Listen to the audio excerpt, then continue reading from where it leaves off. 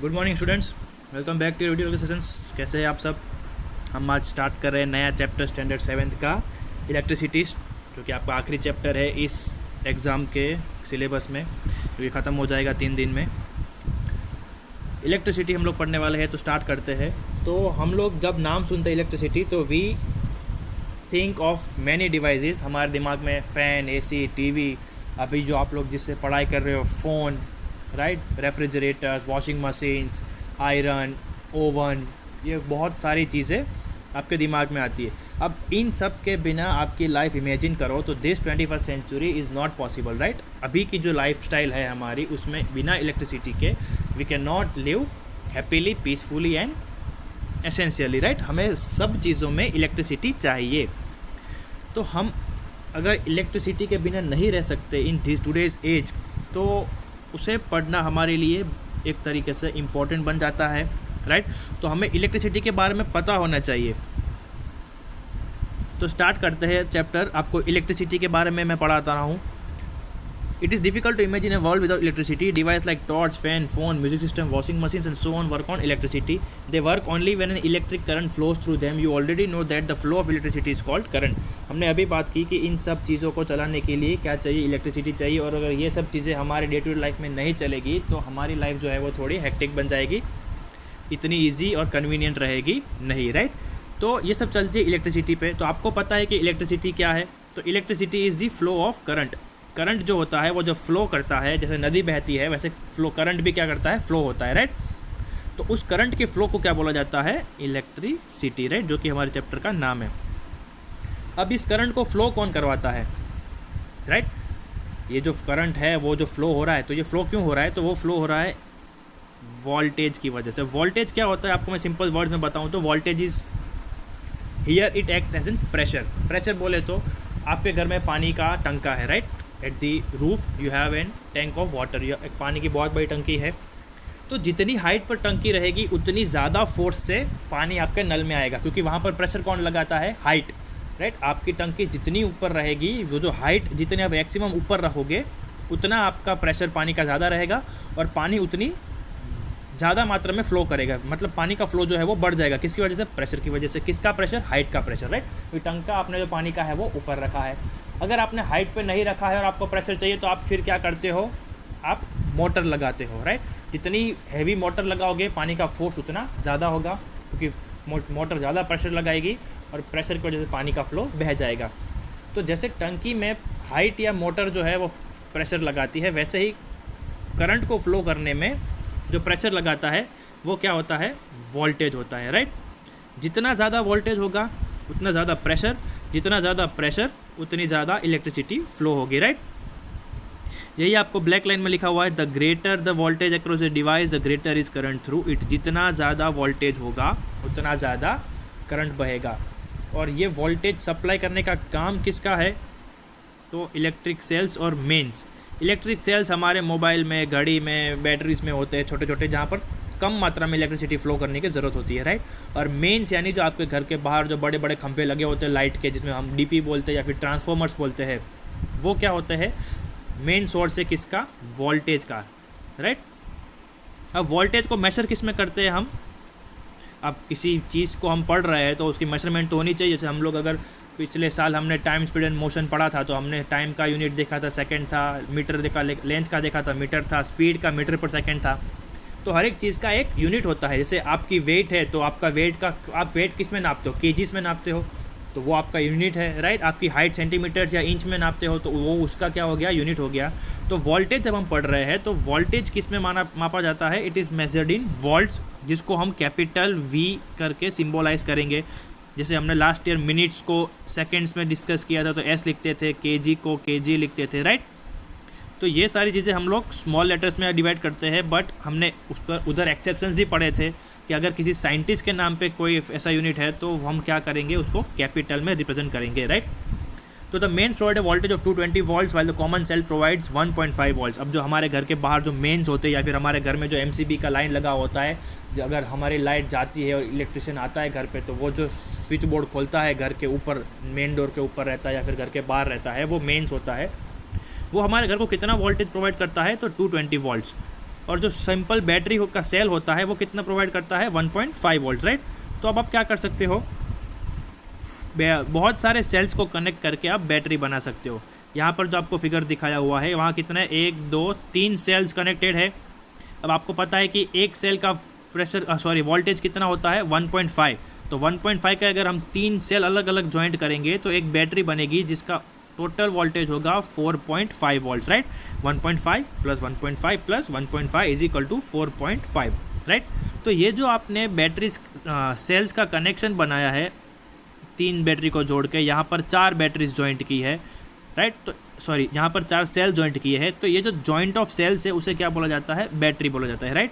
ये एक सिंगल, ये दूसरा सिंगल, ये तीसरा सिंगल, ये तीनों मिला के क्या बना रहे हैं, बैटरी बना रहे हैं। यहाँ पर 1 2 3 4 सेल्स है, तो वो 4 सेल की बैटरी हो गई। अब फ़र्क क्या पड़ता है 3 या 4 सेल में, वोल्टेज का फ़र्क पड़ता है, और सारा गेम वोल्टेज का ही है। जितना ज़्यादा वोल्टेज उतना ज़्यादा करंट बहेगा। तो यहाँ पर बैटरी की कितनी कैपेसिटी है 4.5 वोल्ट्स की, इससे ज़्यादा वो प्रेशर दे सकती नहीं है। अगर आपने ये 3 की जगह यहाँ पर आपने 4 सेल लगा दिए तो वोल्ट बढ़ गया 6 वोल्ट, तो इससे ज़्यादा इसमें पावर होगा। और वो आप चेक कर सकते हो, जब आप इसमें एक बल्ब को कनेक्ट करोगे और जब आप इसमें एक बल्ब को कनेक्ट करोगे तो ये बल्ब जो है वो थोड़ा कम ग्लो होगा और ये जो है वो थोड़ा ज़्यादा ग्लो होगा, राइट। जब आप दोनों के कंपैरिजन करोगे तो ये बैटरी में जो बल्ब लगा होगा इट विल ग्लो ब्राइटरली, और ये जो बैटरी में आप बल्ब लगाओगे वो थोड़ा डिम ग्लो होगा। क्यों? क्योंकि सोल रीज़न उसका क्या है कि यहाँ पर 6 वोल्ट्स का है और यहाँ पे सिर्फ 4.5 वोल्ट्स का है बैटरी। तो अभी आपको समझ में आ गया होगा कि वोल्टेज का कितना इंपॉर्टेंस है, राइट। जितना ज़्यादा वोल्टेज उतनी अच्छा करंट फ्लो करेगा। अब हम जैसे बात कर रहे थे अभी पानी का, तो पानी फ्लो होता है हमारे टंकी से नल में आता है, तो उसका एक रास्ता होता है कि वो पाइपलाइन से आता है, राइट। ऐसे नहीं है कि ऊपर टंकी लगा दी और आप कोई भी घर में नल चालू करो तो दूसरे घर में नल के पानी आएगा, नहीं।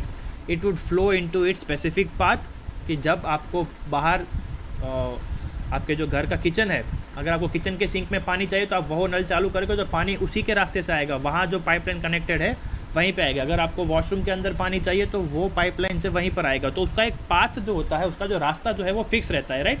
वो कहीं इधर उधर नहीं जाता है, क्योंकि हमने पाइपलाइन फिक्स की है, क्योंकि पानी उसी में फ़्लो करता है। तो सिमिलरली करंट फ्लो होता है तो उसका भी एक रास्ता फिक्स होता है, जिसको हम क्या बोलते हैं, इलेक्ट्रिक सर्किट। जिस जगह पर से करंट फ्लो होता है उस जगह को हम क्या बोलेंगे, that it is flowing through an electric circuit, right? The path along which an electric current flow is called an electric circuit. When you connect a bulb to a cell with wires, you create a closed path or a circuit through which current can flow. The cell, the bulb and the connecting wires are all part of the circuit. You can say that a circuit includes a source of electricity, जो cell है, conductors जो कि wires है, and a device that uses electricity is bulb. क्या किया आपने, यहाँ पे आपने एक सर्किट बनाया, देखो, क्योंकि इसमें से इलेक्ट्रिक करंट फ्लो हो रहा है, ये आपकी बैटरी से, तो सोर्स ऑफ इलेक्ट्रिसिटी, राइट, ये रहा सेल। फिर आपने कंडक्टर्स यूज़ किए, ये वायर उसके थ्रू फ्लो होगा, और एक डिवाइस जो इलेक्ट्रिसिटी यूज़ करेगा, मतलब कि आपने यहाँ पर एक बल्ब कनेक्ट कर दिया। तो ये आपने क्या किया है पता है, आपने क्लोज पाथ बना दिया, एक बंद रास्ता जैसा बना दिया है। अब उसमें से क्या होता है, करंट फ्लो होता है, राइट। तो उसको बोलते हैं क्लोज्ड सर्किट। ये यहाँ से फ्लो होके यहाँ आएगा करंट, यहाँ से होके फ्लो यहाँ आएगा, it is called an closed circuit. अगर आप यहाँ से एक स्विच लगा के करंट को बंद कर दे तो ये आपने बना दिया ओपन सर्किट। क्यों? क्योंकि अब यहाँ से करंट जा रहा है बट आपने स्विच बंद रखा है, तो ये बल्ब जो है वो ग्लो होगा नहीं। तो हम लोग पता चल गया कि अगर आपको सर्किट बनाने हैं तो आपके पास 2 ऑप्शन है, एक ओपन का, एक क्लोज का। ओपन सर्किट में बल्ब जो है वो जलेगा नहीं, क्योंकि आपने करंट के फ्लो को तोड़ दिया है, रोक रखा है। स्विच क्या करता है, ये जो वायर है उसको अंदर से अलग कर देता है, और जब आप इस स्विच को इस तरफ घुमाएंगे तो ये जो वायर है वो यहाँ पर जॉइंट हो जाएगा और इलेक्ट्रिसिटी जो है वो अच्छे से फ्लो हो पाएगी। मतलब कि ये क्या बन जाएगा, क्लोज सर्किट बन जाएगा। यहाँ पे पढ़ रहा हूँ, if you want to turn off an electric device you have to open or break the path of a current. For example, if you want to stop the current in a circuit consisting of a cell and a bulb, you can simply disconnect one of the wires. The circuit is now said to be open and there is no current in it. By reconnecting the wires, you can close the circuit and thus start the current. Usually we use a switch for opening and closing an electric circuit. देख क्या बोला है, अगर आप इस sir switch लगा के current के फ्लो को बंद कर दो, मतलब ये क्या करता है, ये स्विच अंदर जब आप कभी स्विच खोल के देखोगे तो उसमें वायर्स जॉइंट होते हैं, तो जब आप स्विच बंद करते हो मतलब वो दोनों वायर्स को अलग कर देता है, ताकि इसमें से जो करंट आ रहा है वो दूसरे वायर्स को छुए नहीं। राइट, तो वो ऑफ हो गया। लेकिन जब आप ऑन करते हो तो वो दोनों वायर्स को कनेक्ट कर देता है, मतलब इसमें से जो करंट आ रहा है वो इस वायर में आके बल्ब को जला देगा, क्योंकि बल्ब को क्या चाहिए, उसके जो दोनों हिस्से हैं ये और ये, उसमें दोनों में से करंट जाना चाहिए, तभी वो ग्लो होगा, राइट। तो ओपन और क्लोज सर्किट एक बार फिर से अच्छे से देख लेते हैं कि जब आप किसी वायर्स को कनेक्ट करते हो और वो क्लोज्ड पाथ में है, मतलब अगर आपने उसको ब्रेक नहीं किया है और करंट कंटिन्यूसली फ्लो हो रहा है, तो उसे क्या बोला जाता है, क्लोज सर्किट बोला जाता है। और अगर आप उस करंट को ब्रेक कर देते हो, उस करंट को फ्लो नहीं होने देते हो, तो उसे क्या बोलेंगे, ओपन सर्किट बोलेंगे। अब आप हर जगह सर्किट या फिर सेल्स या बैटरी को समझाने के लिए बल्ब ड्रॉ नहीं करोगे, राइट। ऐसा हर बार बल्ब, हर बार बैटरी, हर बार स्विच ड्रॉ करोगे तो आप कितने ड्रॉ करते रहोगे और वो कितना हेक्टिक हो जाएगा, राइट। समझाने में 10 मिनट लगेंगे कि ये रही बैटरी, ये रहा बल्ब, ये रही स्विच, अगर इसको बंद करोगे तो बल्ब चालू नहीं होगा, इसको चालू करोगे तो बल्ब चालू हो जाएगा। ये बोलने के लिए 10 या 15 सेकंड हार्डली लगते हैं। इसको ड्रॉ करने में कितना टाइम लगेगा, राइट। बैटरी ठीक से ड्रॉ करो, वायर्स ड्रॉ करो, बल्ब ड्रॉ करो, बल्ब ग्लो होता हुआ येलो कलर करो, स्विच ड्रॉ करो। तो ऐसी चीज़ों को जब ड्रॉ करना या रिप्रेजेंट करना आता है तो हम लोग इलेक्ट्रिक सर्किट्स को कैसे डिस्क्राइब करेंगे, हम डिस्क्राइब करेंगे सर्किट डायग्राम से। तो आप हर जगह ये बल्ब ड्रॉ करना ना पड़े या स्विच ड्रॉ करना ना पड़े, तो उसके लिए हम क्या करेंगे, we would use standard symbols, right. जैसे आपको मैथ्स में आता है पाई का सिम्बॉल आता है, राइट, तो आपको हर जगह पी आई पाई लिखना पड़ता है। आपको जब किसी दो वर्ड्स को ऐड करना होता है तो आप प्लस का सिम्बॉल कर देते हो, हर जगह आप नहीं लिखते हो कि 1 plus PLUS 1 is equal to 2, नहीं, आप 1 उसके बाद प्लस का साइन कर देते हो, राइट। तो वो उसका स्टैंडर्ड सिंबल है। तो वैसे ही जब आप सर्किट डायग्राम पढ़ते हो तो ये बल्ब, ये स्विच, ये बैटरी, ये वायर्स, ये सेल, इन सब को डिस्क्राइब करने के लिए स्टैंडर्ड सिंबल्स यूज़ किए जाते हैं। और जब हम स्टैंडर्ड सिंबल्स यूज़ करके कोई सर्किट डायग्राम बनाते हैं तो उसे हम क्या बोलते हैं, सॉरी, जब हम इलेक्ट्रिक सर्किट डिस्क्राइब करते हैं तो उसे इलेक्ट्रिक सर्किट डायग्राम बोला जाता है। जैसे कि ये रहा, circuit diagram is a representation of circuit using a symbol of its components. ये भी एक सर्किट डायग्राम है, ये भी एक सर्किट डायग्राम है। अब इसमें फ़र्क क्या है, यहाँ पर बल्ब जो है वो पूरा ड्रॉ किया हुआ है, बट यहाँ पर बल्ब जो है वो स्टैंडर्ड सिंबल रिप्रेजेंट करता है, राइट। तो देख लेते हैं कि कौन सी चीज़ को कैसे रिप्रेजेंट करते हैं। तो मान लो कि आपको सेल, यहाँ पर जो बैटरी है वो आपको रिप्रेजेंट करना है। तो आपको पता है बैटरी कैसे बनती है, हमने पहले पेज पर पढ़ा, अभी जब चैप्टर स्टार्ट किया, कि बहुत सारे सेल्स जब कनेक्ट होते हैं तो एक बैटरी बनती है। तो बैटरी बाद में रिप्रेजेंट करते हैं, पहले जो बैटरी को बनाता है दैट इज़ अवर सेल, पहले उसको देख लेते हैं। तो सेल को रिप्रेजेंट करने के लिए ये सिंबल है, एक उसका पॉजिटिव, एक उसका नेगेटिव टर्मिनल, ठीक है। अब जब बहुत सारे सेल जुड़ते हैं तो बैटरी बनती है, तो बैटरी को बताने के लिए हमारे पास ये सिंबल है। यहाँ पर क्या लिखा है, बहुत क्लियरली लिखा है इसके अंदर कि बैटरी ऑफ 2 सेल, मतलब ऐसे 2 सेल जुड़ेंगे तो ऐसे एक बैटरी बनेगी। अगर 3 करना है तो हम ऐसा एक और सिंबल यहाँ पर ऐड कर देंगे, राइट। तो ये हो गया बैटरी का रिप्रेजेंटेशन। फिर यहाँ पर बल्ब है तो उसको रिप्रेजेंट करने के लिए हमारे पर यहाँ पर बल्ब है, ठीक है।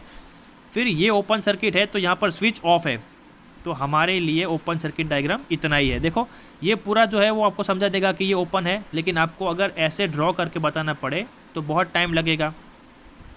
और वैसे ही स्विच क्लोज के लिए हमारे पास ये सिंबल है जो कि वो यहाँ पे ये दर्शाता है। तो ये 3 चीज़ें ये पूरा फिगर डिस्क्राइब करती है, मतलब कि सर्किट डायग्राम में जो हम स्टैंडर्ड सिंबल्स यूज़ करते हैं वो ज़्यादा कन्वीनियंट है सर्किट्स को दिखाने के लिए instead of actual drawings, right. तो यहाँ पर देखो, यहाँ पर आपको ओपन सर्किट का डायग्राम है, ये भी एक ओपन सर्किट का डायग्राम है, ये भी एक क्लोज सर्किट का डायग्राम है और ये भी एक क्लोज सर्किट का डायग्राम है। दोनों में फ़र्क कितना है, वायर्स को कौन रिप्रेजेंट कर रहा है, तो लाइन्स। बल्ब के लिए हमने उसका सिंबल यूज़ किया है, ओपन क्लोज के लिए हमने क्या यूज़ किया है, स्विच ओपन स्विच क्लोज। ये पूरी बैटरी ड्रॉ नहीं की है, हमने यहाँ पर बैटरी का सिंबल यूज़ किया है, राइट। तो ये है आपका circuit diagram using standard symbols. अब आपको यहाँ पर एक चीज़ ध्यान रखनी है, जब आप ये चीज़ें ड्रॉ करते हो, जब चीज़ें लिखते हो, तो ज़रूरी नहीं है कि अब आप यहाँ पर ये ऐसा लिख रहे हो कि ये सर्किट डायग्राम हो गया एक बल्ब का, तो असल में बल्ब के अंदर ऐसी फिटिंग नहीं होगी। यहाँ पर दिख रहा है आपको कि बल्ब ऐसा होता है, तो आपने यहाँ पर स्क्वायर ड्रॉ किया है सर्किट डायग्राम में, तो एक्चुअल लाइफ में बल्ब राउंड होता है और बैटरी ओवल शेप में होती है, राइट।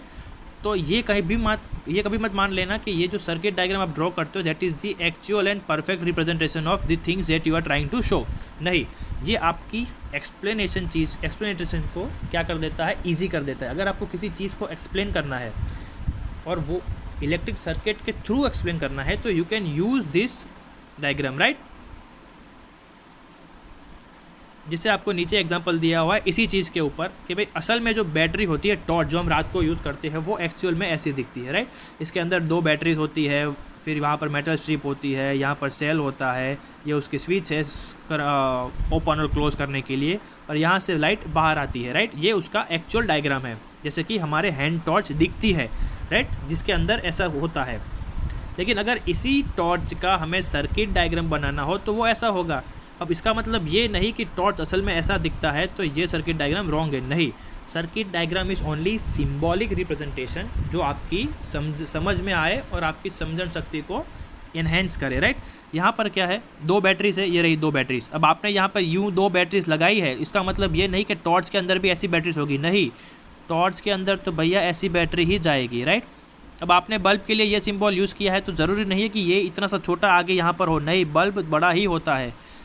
तो मैं क्या बोलना चाह रहा हूँ, या गेटिंग इट, कि जब भी आप किसी इलेक्ट्रिक सर्किट को ड्रॉ करते हैं उसको रिप्रेजेंट करवाने के लिए, तो उसका मतलब ये नहीं होता है कि एक्चुअल में जो डिवाइस आप समझा रहे हैं वो ऐसा ही दिखे, राइट। आप सर्किट डायग्राम में ये बैटरी जहाँ पर है वो यहाँ पर रख सकते हो और ये बल्ब को यहाँ पर डाल सकते हो। दैट डजंट मीन कि आप गलत डायग्राम ड्रॉ कर रहे हो, नहीं। बल्ब तो असल में टॉर्च तो ऐसी ही रहेगी। ये जो ओपन सर्किट है वो आपने ऊपर रखा है इस डायग्राम में, अगर आप नीचे भी कर दोगे तो फ़र्क नहीं पड़ता है, राइट। बस उसके थ्रू आप बताना क्या चाहते हो वो मैसेज क्लियर होना चाहिए। ये बैटरी क्या दिखाना चाहती है कि अभी सर्किट ओपन है, अब ये ऊपर है तो ही ओपन रहेगा, ऐसा नहीं। अगर आप यहाँ पर भी ओपन सर्किट दिखा देते हो तो भी इसका मतलब यही रहेगा कि सर्किट ओपन है, मतलब साफ समझ में आना चाहिए, ठीक है। दैट डजंट मीन कि आपने यहाँ पर 2 लाइन लगा दी है तो सेल वही का वही रहेगा, राइट। आज का सेशन यहीं पर ख़त्म करते हैं, थोड़ा लंबा चैप्टर है, एक साथ ले लूँगा तो आप हेक्टिक हो जाओगे। तो अभी आपको मैंने मेन पॉइंट समझा दिया इस चैप्टर के, क्योंकि आगे इन सब की ज़रूरत पड़ने वाली है, तो आपका दिमाग में क्या थोड़ा फ्रेश रहे और आप ये पढ़ते रहिएगा, क्योंकि चैप्टर लेंथी और इम्पॉर्टेंट है। आप जब आगे बढ़ोगे 8th 9th 10th में तो इलेक्ट्रिसिटी और केमिस्ट्री, ये दोनों चैप्टर्स आपको बहुत काम आने वाले हैं।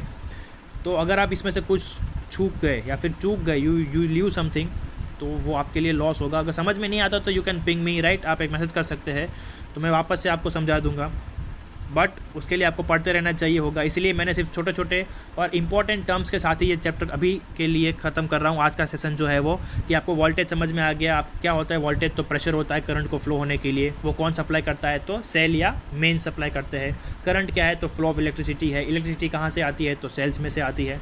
फिर हमने इलेक्ट्रिक सर्किट देखा, हमने सर्किट डायग्राम देखा, राइट, ओपन और क्लोज सर्किट देख लिया, उसको रिप्रेजेंट करने का तरीका देख लिया, हमने स्टैंडर्ड सिम्बॉल्स देख लिए। तो अभी के लिए यहाँ पर ख़त्म करते, क्योंकि जब आप आगे बढ़ेंगे नेक्स्ट टॉपिक में कल से रेजिस्टेंस के साथ स्टार्ट करेंगे, तो वहाँ पर आपको इन सारी चीज़ों को आपके दिमाग में रखना पड़ेगा, क्योंकि जब हम पॉइंट डिस्कस करेंगे तो वापस से इतना डीप में मैं आपको हर एक बात नहीं समझाऊंगा कि ये इलेक्ट्रिक सर्किट है। आपको पता होना चाहिए कि जब मैं बात करता हूँ कि ओपन सर्किट है तो उसका मतलब आपको पता होना चाहिए कि बैटरी कनेक्टेड होगी बट स्विच जो है वो ऊपर रही होगी, इसीलिए ये चीज़ें क्लोज सर्किट नहीं है और ओपन सर्किट है, राइट। तो चैप्टर का सेशन आज यहीं ख़त्म करते हैं, कल मिलते हैं अगले टॉपिक के साथ। मैं होमवर्क आपको ग्रुप में भेज दूंगा, PDF भी भेज दूंगा मैं। तब तक होमवर्क करते रहिए, पढ़ते रहिए, रिवीजन करते रहिए, समझ में ना आए तो मुझे पूछते रहिए। मिलते हैं कल अगले वीडियो में, तब तक stay home, stay safe, take care, good bye.